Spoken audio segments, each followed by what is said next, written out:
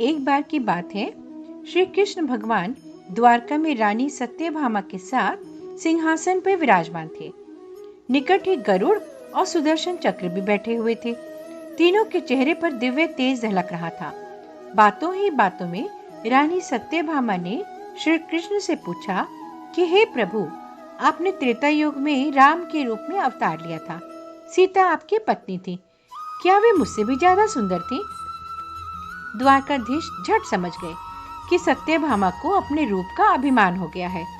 तभी गरुड़ ने कहा कि भगवान, क्या दुनिया में मुझसे भी ज्यादा तेज गति से कोई उड़ सकता है? इधर सुदर्शन चक्र भी चुप नहीं रहा। वह भी झट से बोला, भगवान, मैंने बड़े बड़े युद्धों में आपको विजयश्री दिलवाई है।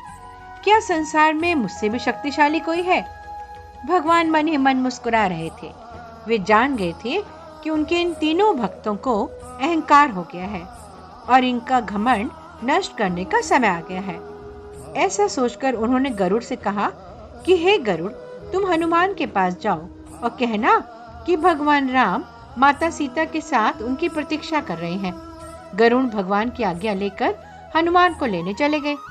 इधर श्री कृष्ण ने सत्यभामा से कहा कि देवी, आप सीता के रूप में तैयार हो जाएं, और स्वयं द्वारकाधीश ने राम का रूप धारण कर लिया।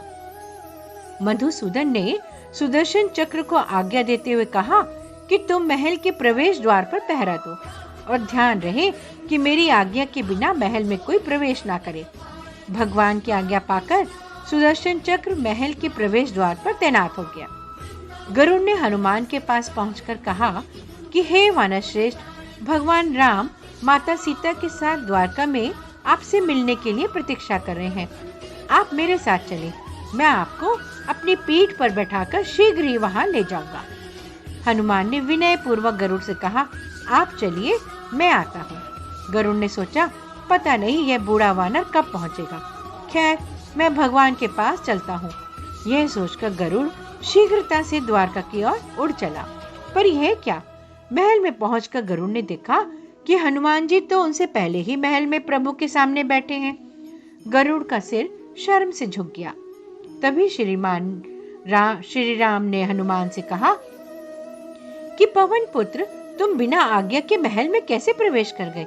क्या तुम्हें किसी ने प्रवेश द्वार पर रोका नहीं?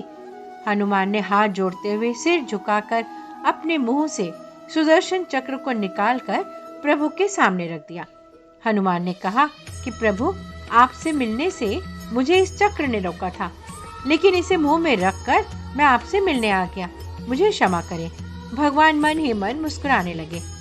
हनुमान ने हाथ जोड़ते हुए श्री राम से प्रश्न किया कि हे प्रभु, आज आपने माता सीता के स्थान पर किस दासी को इतना सम्मान दे दिया कि वे आपके साथ सिंहासन पर विराजमान है?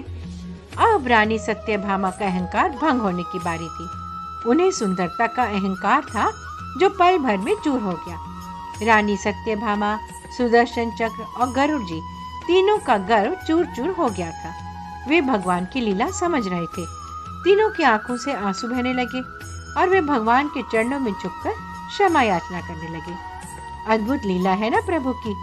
अपने भक्तों के अहंकार को अपने भक्त द्वारा ही वे दूर कर देते हैं। इसलिए जीवन में कभी भी अहंकार नहीं करना चाहिए। जरूरी नहीं कि आज जो आपके पास है वे कल भी होगा। अगर अंदर जरा सा भी अहंकार आने लगे तो भगवान हमसे रुष्ट हो जाते हैं।